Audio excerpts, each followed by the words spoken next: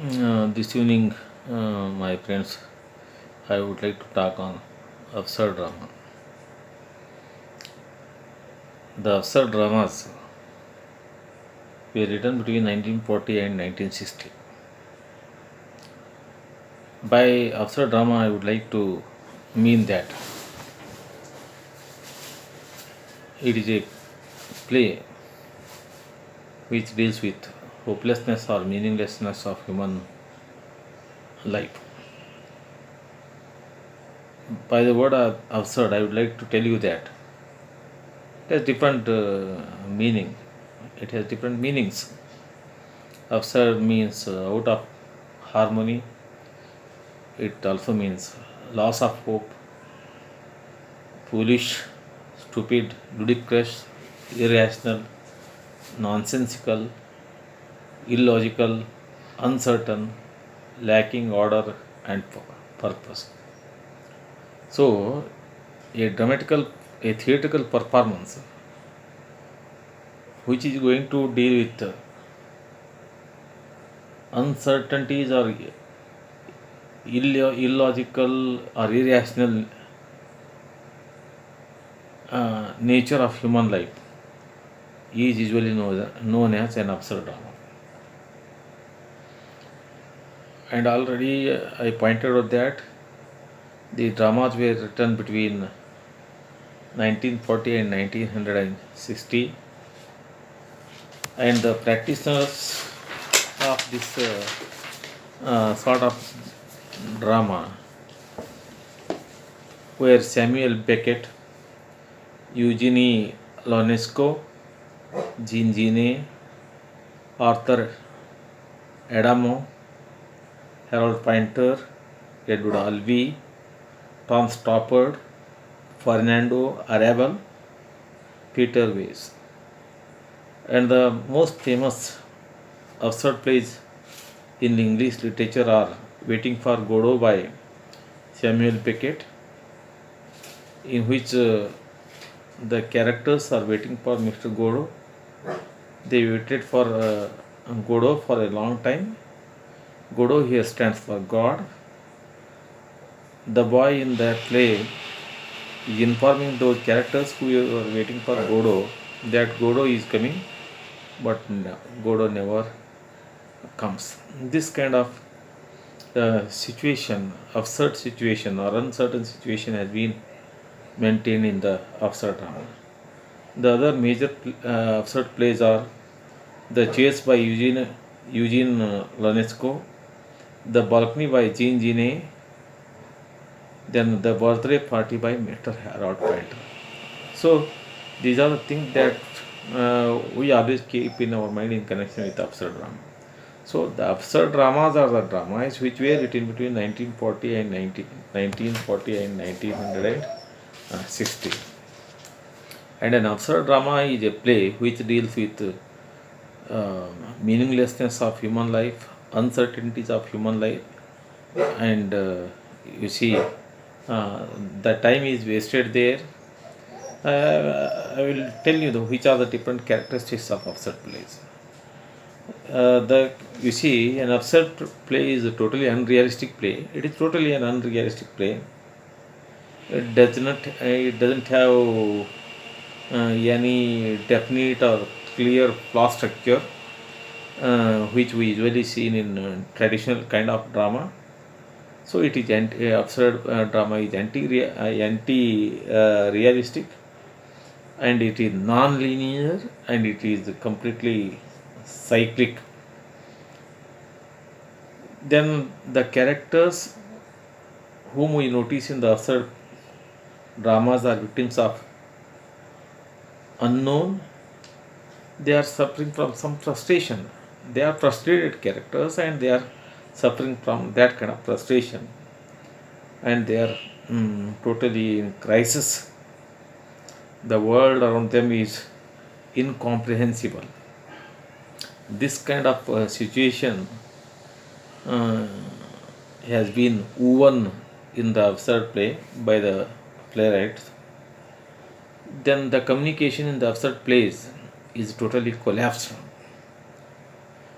The dialogue is disjointed and it is repetitive and illogical.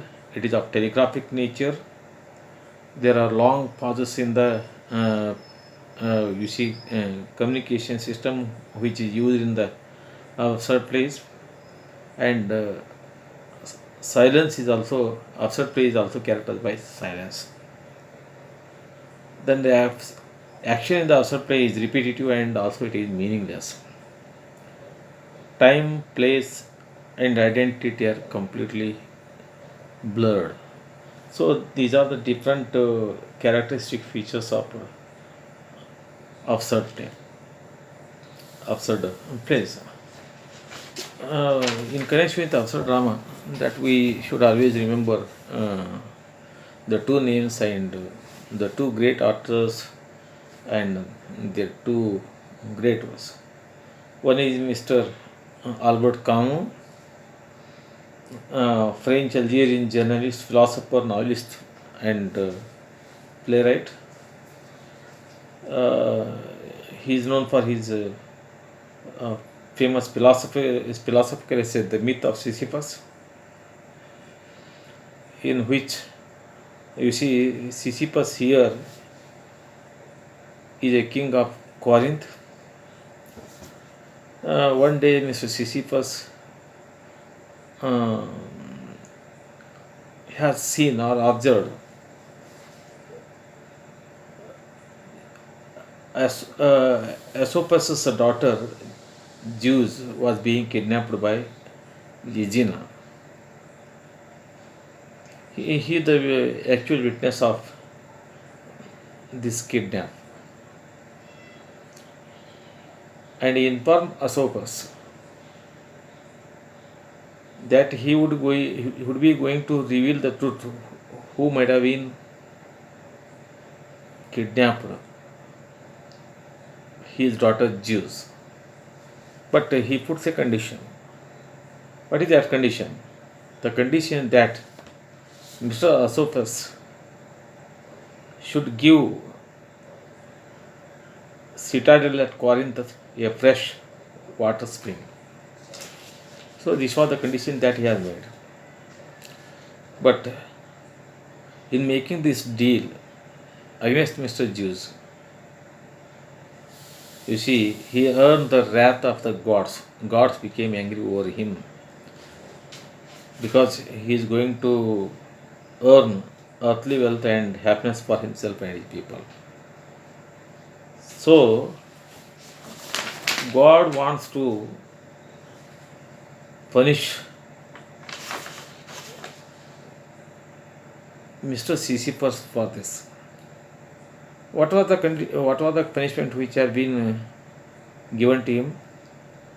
You see, he has to carry a boulder up to the summit of the mountain. He has to roll the boulder up to the summit of the mountain, and again he has to drop it down from the mountain.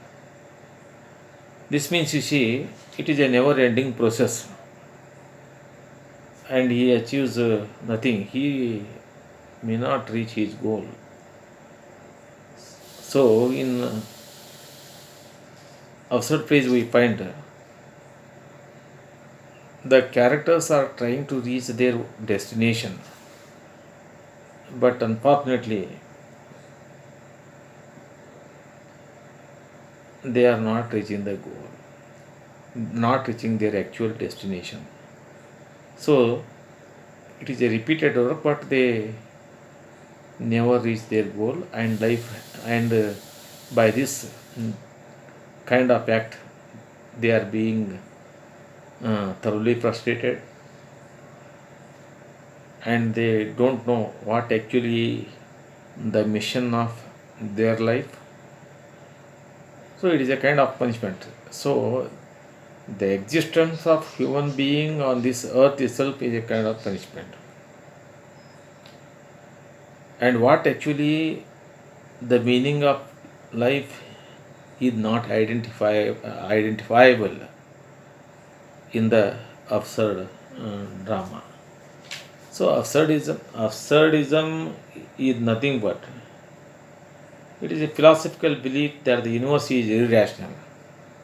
The absurd philosophers are holding the point that they are of the view that this universe is irrational and totally meaningless, and search for order in this kind of universe brings the individual into conflict with the universe. That means, you see, the individual is not able to search a right kind of system and right kind of order in the universe, because the universe itself is irrational and meaningless. It is there we will notice some kind of conflict between an individual and the universe. So this is also um, you see an element of absurdism that we should never forget. The one more important thing that we should always remember in connection with this absurd drama is we should not forget the name of Martin Eslo. He is a Hungarian-born British dramatist. Uh, he was the actual man who had coined the term absurd drama. We respect him for this. You see, the term absurd drama was first coined by Mr. Martin Esslin, the Hungarian-born British dramatist. In his essay, The Theatre of the Absurd, which was written in the year 1960, he explained what is the theory of absurdity. I made it clear to you that absurdism is nothing but it is a philosophical point of view of life in which uh, you see the universe itself is completely irrational and meaningless.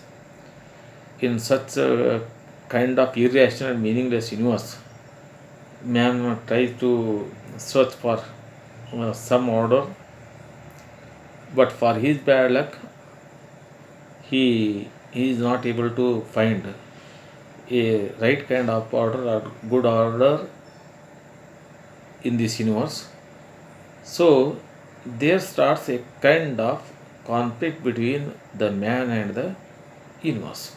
So this is the character of absurdism. So in the absurd drama, man does not reach destination. It is now it is clear to us that man does not reach his destination. His attempt to reach it completely it is meaningless.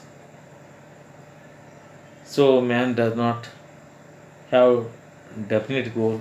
His existence itself is purposelessness. So the theory of absurdism questions the very existence of human life, because man, you see, the absurdists are holding the opinion that the universe is irrational and it has no meaning at all, and the human beings who are trying to search a right kind of order in this universe, in such irrational and meaningless universe, ultimately they don't find anything, and it shall lead them to conflict with the universe.